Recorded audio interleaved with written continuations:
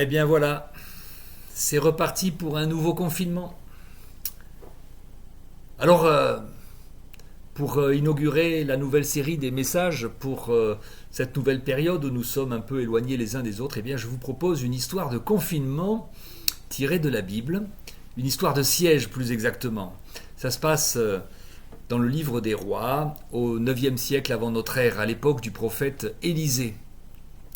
À cette époque, le royaume du Nord, Israël, est fréquemment en but aux agressions du roi syrien Ben-Hadad. Le roi de Syrie, donc je lis donc au chapitre 6 du deuxième livre des rois, au verset 24. À une autre époque, le roi de Syrie, Ben-Hadad, rassembla toute son armée et il alla assiéger Samarie. Il eut une grande famine dans la ville. Les assiégeants bloquaient si bien la ville qu'une simple tête d'âne coûtait 80 pièces d'argent et un bol de crotte de pigeon 5 pièces d'argent. Un jour, le roi d'Israël passait sur la muraille. Une femme lui cria « Au secours, mon roi !» Le roi lui répondit « Si le Seigneur ne te secourt pas, moi non plus je ne peux pas te secourir. Il n'y a plus de réserve, ni de blé, ni de vin. » Pourtant il ajouta « Que veux-tu » Elle répondit « Tu vois cette femme ? L'autre jour elle m'a dit « Donne ton fils, nous le mangerons aujourd'hui et demain nous mangerons le mien. » Nous avons donc cuit et mangé mon fils, mais le lendemain quand je lui ai dit d'amener son fils pour que nous le mangions, elle l'a caché.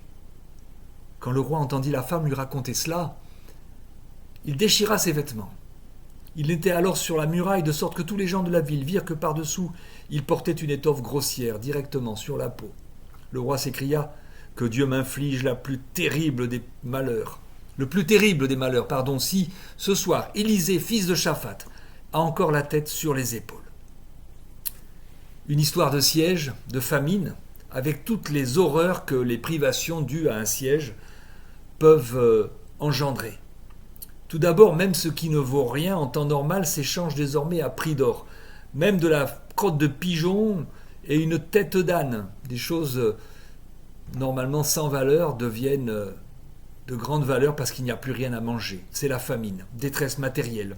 Et cette crise alimentaire entraîne une crise de confiance dans le politique. Voilà une femme qui s'adresse au roi censé protéger et guider son peuple dans sa capitale, Samarie. Mais est-ce qu'elle a encore confiance en lui ? Le haut secours majesté de la mère dans le récit est un cri certainement teinté d'ironie devant un roi complètement désemparé. Tellement désemparé et tellement appauvri lui-même que tout le monde voit que sous ses vêtements de deuil, il n'a qu'une étoffe grossière sur la peau. Crise morale aussi, cette mère en est arrivée non seulement à sacrifier son enfant pour le manger, à cuisiner sa propre progéniture, mais elle n'est scandalisée que du fait que l'autre femme, avec qui elle s'est arrangée, n'en ait pas fait autant. Manger son propre enfant, c'est l'acte le plus désespéré qui soit, au-delà de l'horreur et de l'inhumanité du geste. C'est sacrifier tout à venir, ne se préoccuper que de l'immédiat, ne vivre que dans le court terme. Oui, enfin, crise politique, nous l'avons dit, le roi est désemparé, il n'a aucun plan, aucune perspective, il ne peut que se lamenter et s'en prendre au prophète, Élisée, qui recommandait de se confier au Seigneur. Alors voilà, Dieu traité de grand coupable de ce qui arrive à Samarie, car un Dieu digne de ce nom devrait défendre le peuple qu'il adore. Faute de pouvoir s'en prendre à Dieu lui-même, on va s'en prendre à son représentant. On est dans le phénomène bien connu du bouc émissaire. La violence qui menace toute une société concentrée sur un innocent, désigné comme le responsable. La crise, donc, est aussi spirituelle. Eh bien, je trouve que cette histoire évoque un peu, toute proportion gardée, notre actualité. Parce que notre société et même notre monde vit comme un siège. L'armée syrienne qui nous enferme et qui menace de nous reconfiner s'appelle Covid-19, un méchant virus qui nous prend en otage, qui complique nos contacts et nos relations au quotidien, qui entraîne une crise économique sans précédent, qui rouille, qui corrode, qui fait gripper la cohésion sociale, qui complique et appauvrit notre vie communautaire, qui fabrique du chômage et de la précarité, qui renforce les solitudes et qui est tenté d'attiser les divisions, les égoïsmes, les communautarismes, le chacun pour soi, et qui remet en cause gravement la confiance qu'on peut avoir dans la classe dirigeante. Enfin, Le confinement révèle parfois aussi la bêtise. Va-t-on voir à nouveau des gens se ruer dans les magasins et constituer des stocks de nouilles et de papier hygiénique, comme on l'a vu lors du premier confinement, alors qu'il n'y avait aucune pénurie. Quant au cannibalisme de ces mères, tel que nous le décrit avec réalisme et crudité le récit du livre des rois, il fait un peu penser au sacrifice que cette crise sanitaire que nous connaissons impose aux jeunes. Elle ampute la jeune génération d'une part de son avenir, un peu comme cet enfant mangé par les mères affamées. Déjà, les étudiants ont les plus grandes peines du monde à trouver un petit job pour payer leurs études, et demain, quel sera leur emploi dans une société de chômage de masse. Mais poursuivons la lecture du récit des rois. Cependant, Élisée tenait une réunion chez lui avec les anciens de la ville. Le roi lui envoya quelqu'un.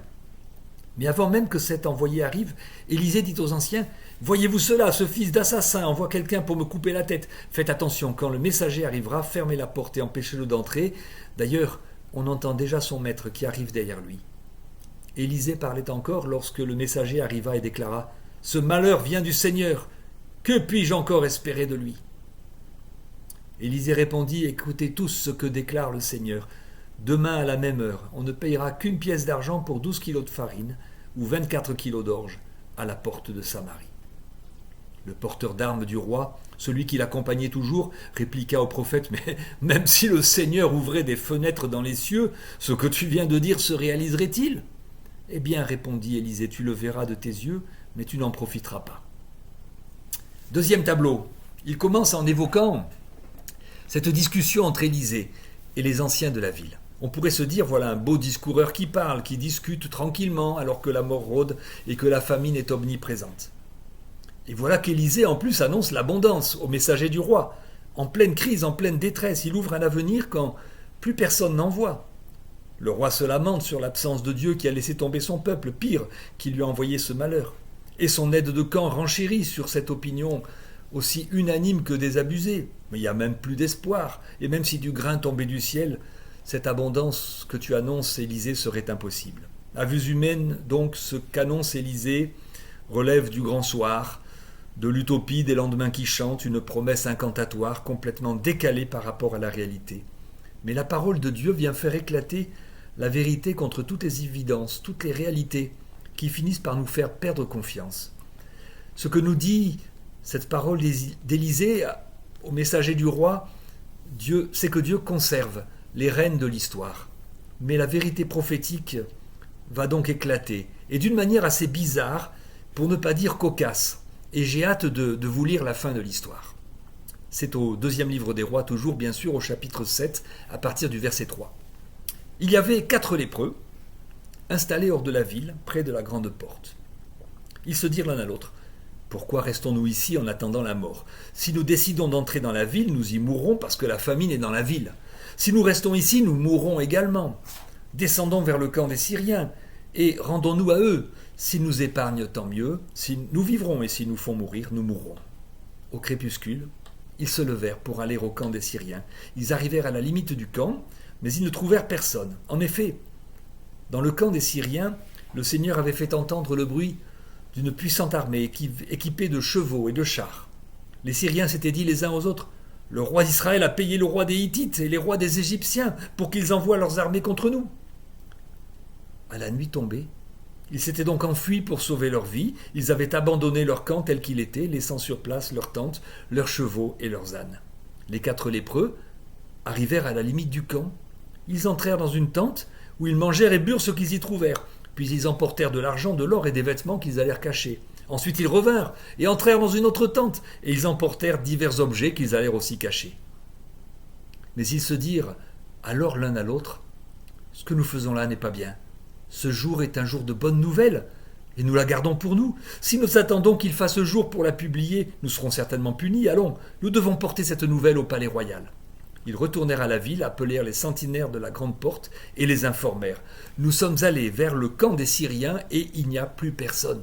Nous n'avons entendu aucune voix humaine, il ne reste que les chevaux et les ânes attachés, et les tentes sont abandonnées. » Les sentinelles appelèrent aussitôt quelqu'un pour transmettre ce message à l'intérieur du palais royal.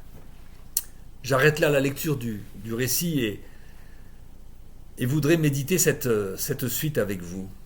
Voilà que l'impensable arrive. Le fléau a disparu aussi vite qu'il était arrivé. Une panique a vidé le camp des assiégeants, mais personne ne le sait encore. Et 4 lépreux vont être les premiers à le savoir. 4 démunis parmi les démunis. Ils n'ont de place nulle part. Ils sont à la porte de la ville de Samarie car ils sont atteints d'une maladie qui les classe comme impurs, intouchables, qui les isole et les confine encore plus que les confinés de l'intérieur des remparts. Et ils vont tout gagner parce qu'ils n'ont plus rien à perdre. S'ils restent dehors et seuls aux portes, c'est la mort, de faim. S'ils entrent dans Samarie et bravent l'interdit, ils n'y trouveront de toute façon rien à manger, et si encore un peu de nourriture, il faut bien croire qu'ils seront les derniers à en profiter. C'est donc la mort qui les attend à l'intérieur. Alors, mourir pour mourir, autant jouer la dernière carte, aller chez l'ennemi assyrien qui peut-être aura pitié d'eux.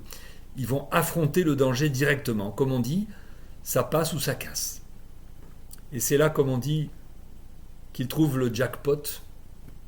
Ils trouvent le camp des Syriens complètement vide et se mettent allègrement à le piller, à dévorer toute la nourriture qu'ils y trouvent, à ramasser et à cacher tout ce qui a de la valeur, or, argent ou vêtements précieux. Le danger qui enfermait tout le monde n'existait plus, mais chacun en avait toujours peur, et les voilà que eux, les parias, les premières victimes du chacun pour soi, eux, les exclus, se mettent à penser aux autres. Ah non, ce que nous faisons là n'est pas bien. Nous n'avons pas le droit de laisser toute la capitale Samarie dans l'ignorance de ce qui est arrivé, à savoir que le camp des Syriens a été déserté par un effet de panique générale. Si on attend le matin et que les autorités de Samarie s'aperçoivent de notre manège, ça va aller mal pour nous. Il y a peut-être plus de peur que de générosité dans cet élan subitement altruiste. Il n'empêche, ce jour est un jour de bonnes nouvelles, se disent-ils, et il nous faut la colporter. Eh bien, ces 4 lépreux me font penser à l'Église dispersée aux 4 coins de la terre.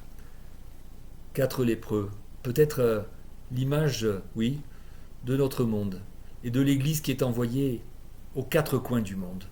L'image des chrétiens qui se trouvent à la porte de la cité parce qu'ils sont un peu comme étrangers et voyageurs en ce monde.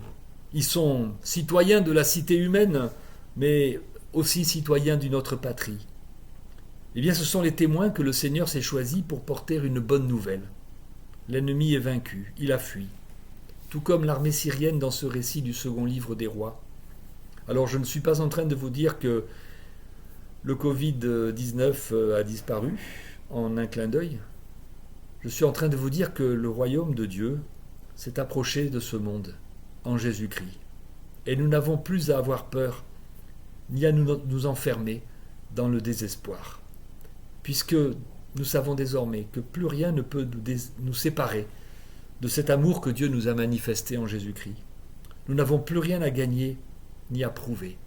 Nous voilà libres et nous pouvons sortir des murailles d'égoïsme, des murailles de peur, de méfiance, d'indifférence, où chacun dans notre société est tenté de se terrer, de se cacher pour se protéger de tout ce qui le menace. Ce jour est un jour de bonnes nouvelles, disaient les lépreux, en découvrant le camp des Syriens abandonné. Eh bien, en Christ, chaque jour devient un jour de bonnes nouvelles. Et cette bonne nouvelle, nous pouvons non seulement nous en repaître, cette bonne nouvelle qui est en même temps une espérance inébranlable, mais nous pouvons aussi nous en délecter avec les autres. Un jour de bonnes nouvelles. Littéralement, on pourrait dire un jour d'évangile. Une bonne nouvelle qui nous rend, comme ces 4 lépreux, redevables et responsables. Responsables de la transmettre. Et malheur à nous, comme disait l'apôtre Paul, si nous n'évangélisons pas. Malheur à nous si nous gardons la bonne nouvelle pour nous. Si nous ne disons rien, si nous attendons la lumière du matin. Nous n'échapperons pas au châtiment, se disaient les lépreux de ce récit des rois. C'est la nuit sur Samarie et les alentours. Aucune sentinelle sur sa muraille, affamée et tenaillée par la faim, n'a pu s'apercevoir que l'ennemi avait battu en retraite. Il faudra attendre l'aube pour cela. Et c'est la nuit dans ce monde sans Dieu, ce monde d'aujourd'hui, qui leur dira que la lumière a brillé, que Jésus est la lumière, sinon ceux qu'elle éclaire déjà. Voilà notre responsabilité en ce temps de Covid. Faire briller la lumière autour de nous par un coup de téléphone à une personne isolée, par un message de paix à celui avec qui nous sommes peut-être brouillés, par la confiance, une confiance contagieuse, par la solidarité avec ceux qui n'ont pas tout ce que nous avons.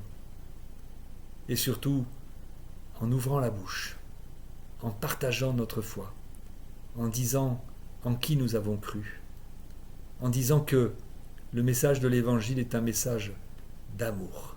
Cet amour qui manque si cruellement en ce temps de communautarisme, en ce temps de repli sur soi, en ce temps de méfiance, et en ce temps aussi de dialogue qui n'en est plus un, en ce temps de confrontation brutale entre des visions de la société et de la vie parfois complètement contradictoires et antagonistes.